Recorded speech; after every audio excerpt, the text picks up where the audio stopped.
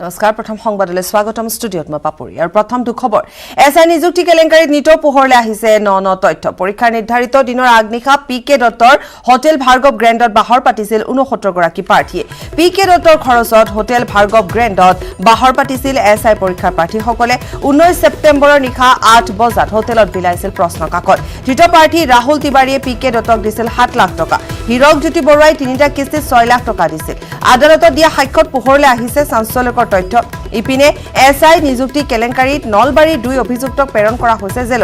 জেললৈ প্ৰেৰণ কৰা হৈছে হৰকত আলী আৰু কুলদীপ ৰাজবংশীক 19 ছেপ্টেম্বৰত থেংক ইউ লজত পৰীক্ষাত বহিছিল হৰকত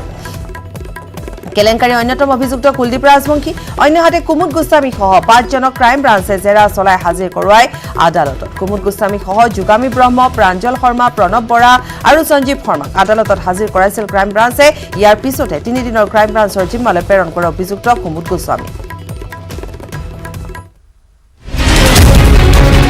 কেনেকৈ হৈছিল এছআই নিযুক্তি কেলেংকাৰী কাৰ হাতত ধন দিছিল চাকৰি প্ৰাৰ্থীয়ে ক'ত বাহৰ পাতিছিল ধন দি চাকৰি কিনিবলৈ যোৱা প্ৰাৰ্থীয়ে নিউজ 18ৰ হাতত চাঞ্চল্যকৰ তথ্য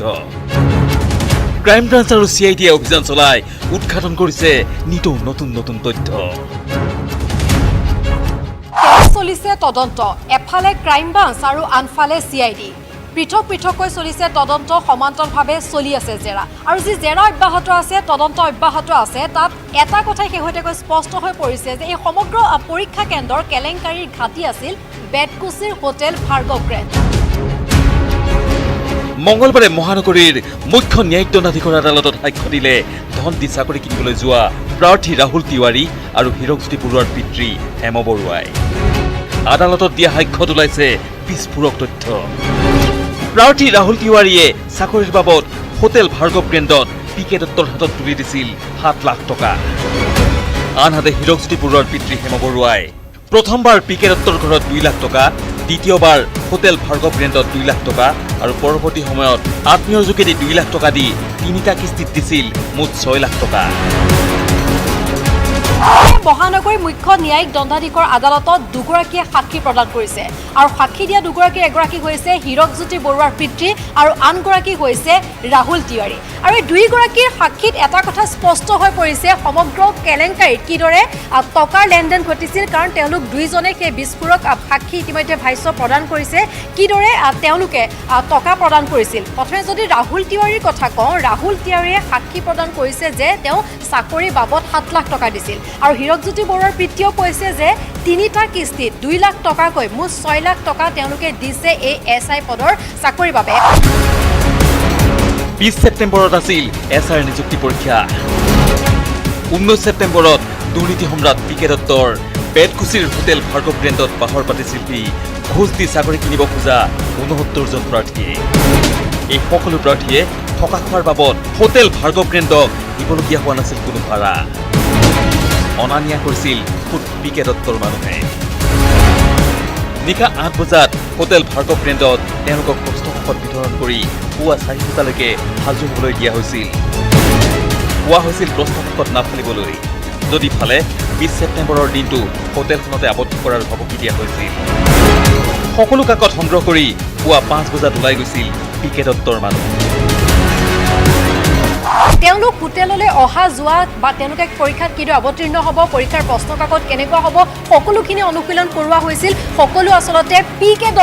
পিকে দত্ত মূল খলনায়ক তেওঁৰ নেতৃত্বত যি এটা গুণ্ডা বাহিনী বুলি কওঁ বা তেওঁৰ নেতৃত্বত যি বৃহৎ চক্ৰই এই দুৰ্নীতি সংঘটিত কৰিছিল তেওঁলোকে এই সকলোখিনি কৰিছিল আৰু শেহতীয়াকৈ আমি জনাইছোঁ যে যি দুগৰাকী ব্যক্তিয়ে সাক্ষ্য প্ৰদান কৰিছে তেওঁলোকৰ ভাষ্যত এইকেইটা বিস্ফোৰক তথ্য ইতিমধ্যে প্ৰকাশ পাইছে এই 69 জন প্ৰাৰ্থীৰ ইতিমধ্যে 12 জনক সোধা-পোছা কৰিছে চিআইডিয়ে আনসকলৰ সন্ধানত অভিযান অব্যাহত ৰাখিছে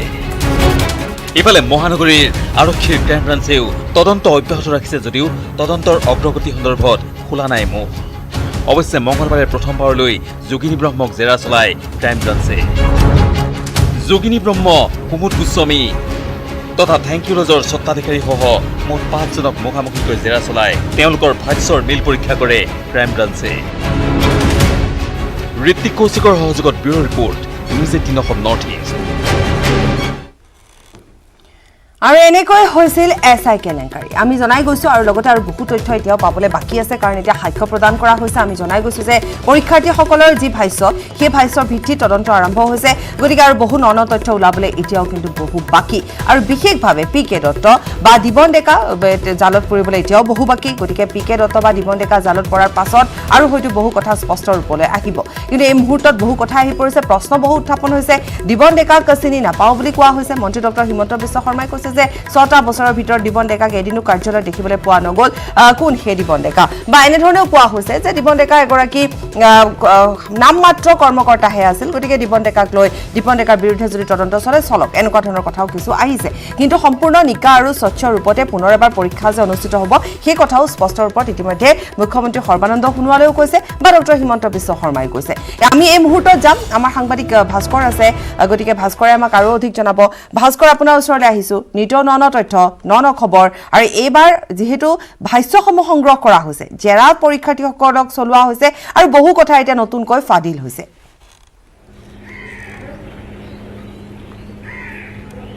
না এতিয়া যেহেতু পৰীক্ষাৰ্থীসকলে ইতিমধ্যে ভাষ্য গ্ৰহণ কৰা হৈছে আৰু পৰীক্ষাৰ্থীসকলৰ ভাষ্যৰ পৰা ভিন্ন ভিন্ন তথ্য লাভ কৰিছে আৰু ইয়াৰ কোনে কেনেদৰে এটা লিংক এটা চেইন চিষ্টেমত এই গোটেই কেলেংকাৰীটো সংঘটিত হৈছিল আৰু এই কেলেংকাৰীটো মই এটা কথা কৈ থওঁ প্ৰতিখন জিলা ভিত্তিত আচলতে ইয়াত এই যি কেলেংকাৰী সেয়া সংঘটিত হৈছিল জিলা ভিত্তিত এজেণ্ট নিয়োগ কৰা হৈছিল আৰু সেই এজেণ্টৰ জৰিয়তে এইসমূহ যি প্ৰাৰ্থীক সেই প্ৰাৰ্থীক আচলতে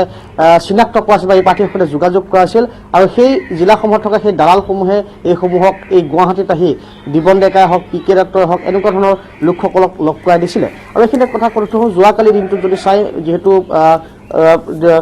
কুমুদ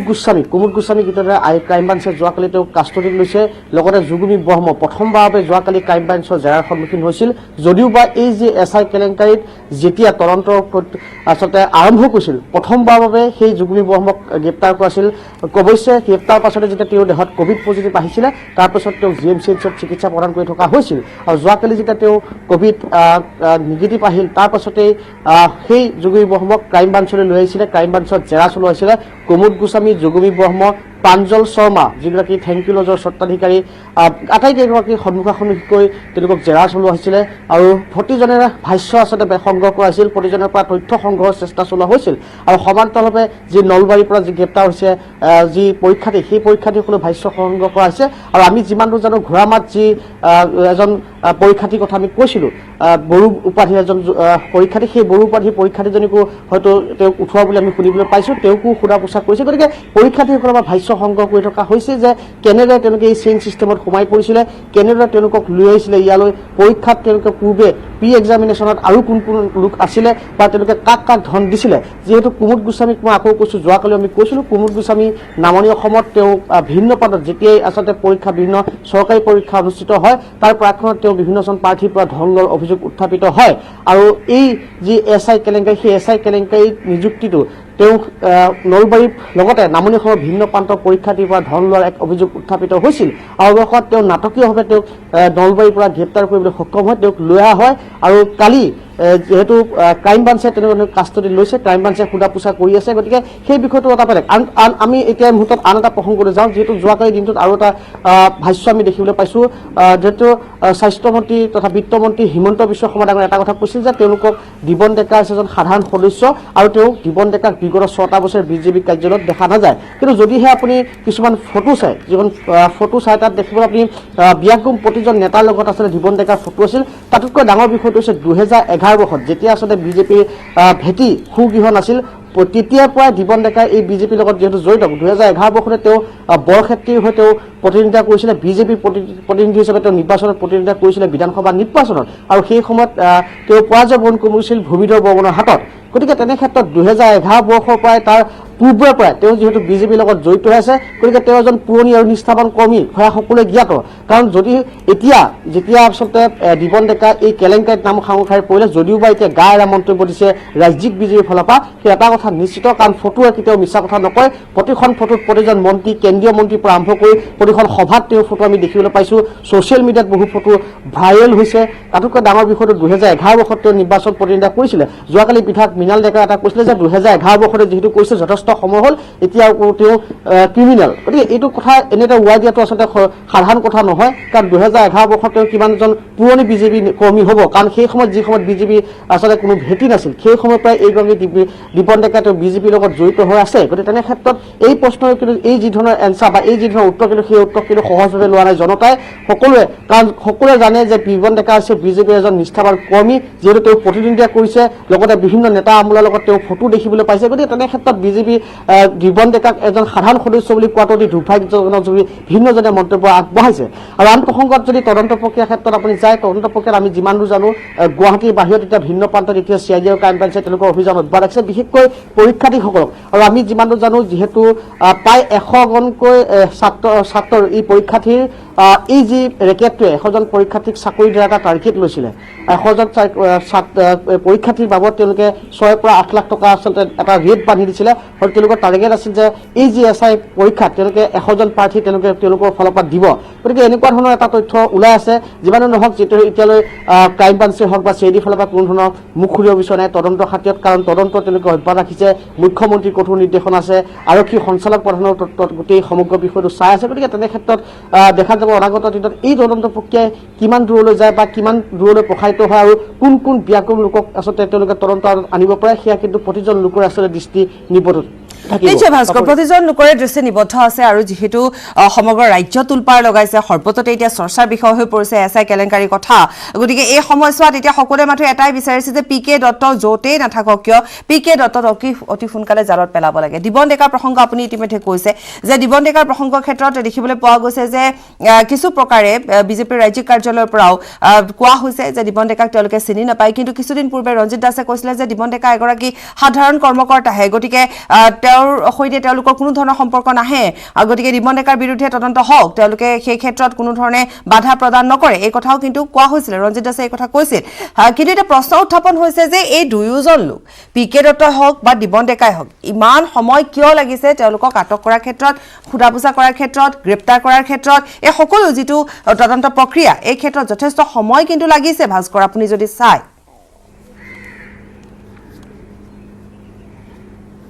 নাই যেহেতু PK দত্ত প্ৰসংগত আহোঁ প্ৰথমে PK দত্তৰ এগৰাকী প্ৰভাৱশালী বিষয় আছিলে যেহেতু তেওঁ মই আকৌ কৈছোঁ তেওঁ কয়লা চিণ্ডিকেটৰ পৰা আৰম্ভ কৰি যি চুপাৰী চিণ্ডিকেট সেই সকলো চিণ্ডিকেট চলাইছিল বৰাকত যেতিয়া তেওঁ দিয়া হৈছিল তাৰ পৰাই তেওঁ আৰম্ভ কৰিছিল আৰু এতিয়াও তেওঁ তত্বাৱধানত যি ধৰণৰ ৰেকেট চলি আছে চুপাৰী চিণ্ডিকেট হওক কয়লা চিণ্ডিকেট কিন্তু এতিয়াও আচলতে সেই বৰাকত অব্যাহত আছে আৰু যিসমূহ PK দত্তক যেতিয়া এই SI কেলেংকাৰীত নাম সাংসাৰি পৰিছে সেই একাংশ চুপাৰী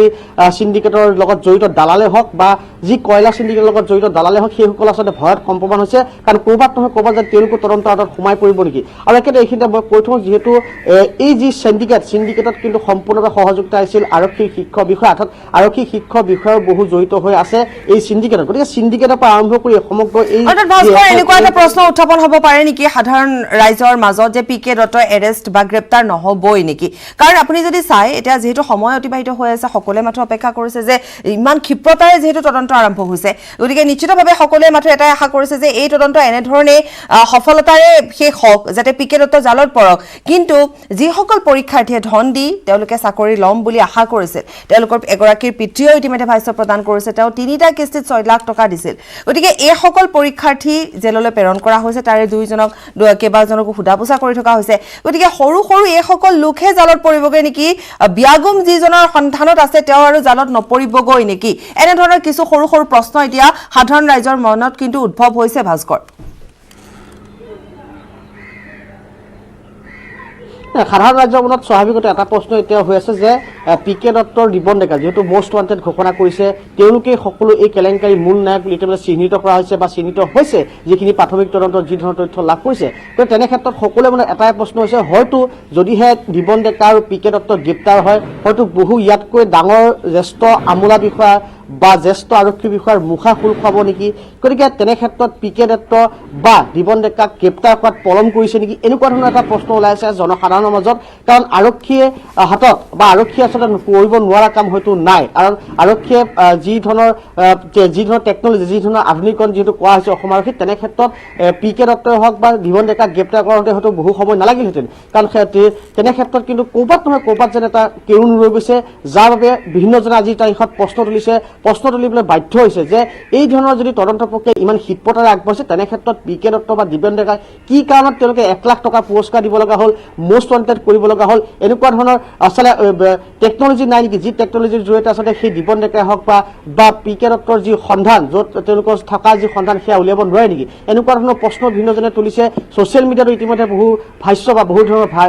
আচলতে ভিডিঅ' ভাইৰেল হ'বলৈ ধৰিছে কাৰণ সকলোৱে একেমুখে এটা কথা কৈ বিচাৰিছে যে যদিহে পি কে দত্ত বাৰু দিবন ডেকা গ্ৰেপ্তাৰ হয় কথা ভাস্কৰ কাৰণ এটা ফোন নম্বৰ ট্ৰেছ কৰিব পৰা হোৱা নাই ঠিক আছে পি কে দত্তৰ মোবাইল ফোনৰ ছুইচ অফ কিন্তু তথাপিতো টেকনলজি এনেধৰণৰ নাই নে যি এতিয়াও ট্ৰেছ কৰিব পৰা হোৱা নাই তাৰোপৰি দিবন ডেকাই নিজে কৈ থৈ গৈছে যে দিবন ডেকা ৰাজ্যত নাই তেওঁ ৰাজ্যৰ বাহিৰলৈ গৈছে কাৰণ তেওঁ প্ৰাণলৈ ভাবুকি নামি আহিছে প্ৰভাৱশালী ব্যক্তি সমগ্ৰ কেলেংকাৰীটোৰ সৈতে জড়িত হৈ আছে গতিকে দিবন ডেকা নিজে আত্মগোপন যে সময়ত কৰিছে বা দিবন ডেকা কৈ থৈ গৈছে তাতকৈ ডাঙৰ কথা দিবন ডেকাই ফেচবুক পোষ্টযোগে কৈ থৈ গৈছে তথাপিতো দিবন ডেকাৰ সুসূত্ৰ উলিয়াব পৰা নাইনে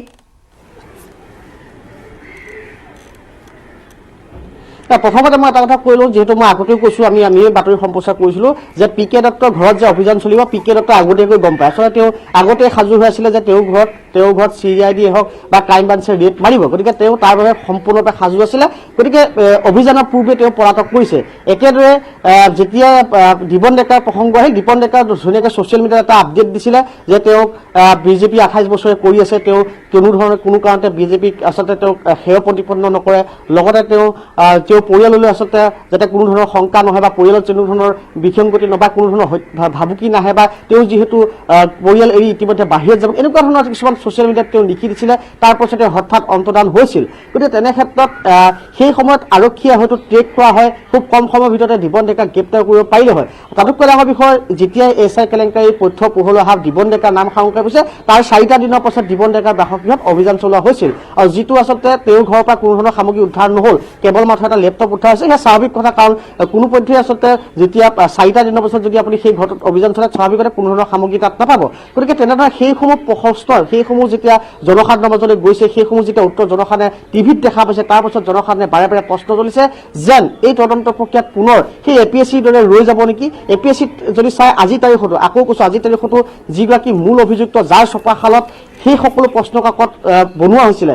যি ৰাকেশ পালৰ ভাতৃ ৰাজীৱ পাল দুৰ্ভাগ্যৰ কথা আজিৰ তাৰিখতো ৰাজীৱ পালৰ কোনো ধৰণৰ সন্ধান উলিয়াব নোৱাৰিলে গতিকে তেনে ক্ষেত্ৰত তেনেদৰে প্ৰশ্ন উঠিছে যে একেই দশা হ'ব নেকি একেই তদন্ত প্ৰক্ৰিয়া হ'ব নেকি এই দিবন ডেকাই হওক বা এই যি পি কে দত্তৰ ক্ষেত্ৰত একেই দশা হ'ব নেকি বা একেই ধৰণৰ ব্যৱস্থা ল'ব নেকি বা তদন্ত প্ৰক্ৰিয়া কিছুদিনৰ পিছত গেঠেলা মাৰিব নেকি এনেকুৱা ধৰণৰ প্ৰশ্ন আহি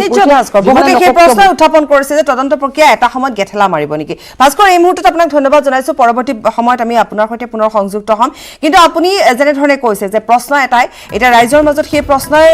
উদ্ভৱ হৈছে যে এই তদন্ত প্ৰক্ৰিয়া এটা সময়লৈ গৈ গেঠেলা মাৰিবগৈ নেকি যিসকল পৰীক্ষাৰ্থী সেইসকল পৰীক্ষাৰ্থীক এতিয়া জালত পেলোৱাৰ যেনেধৰণে প্ৰক্ৰিয়া চলিছে গতিকে পৰীক্ষাৰ্থীসকলক জালত পেলাই তদন্ত সামৰণি মাৰিব নেকি বা এইসকল পৰীক্ষাৰ্থীয়ে যিসকলে ধন দিছিল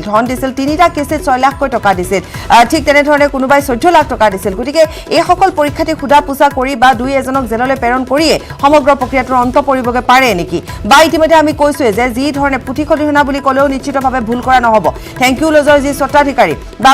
যিহেতু আমি কৈ গৈছোঁ যে কোৰ্ট গোস্বামী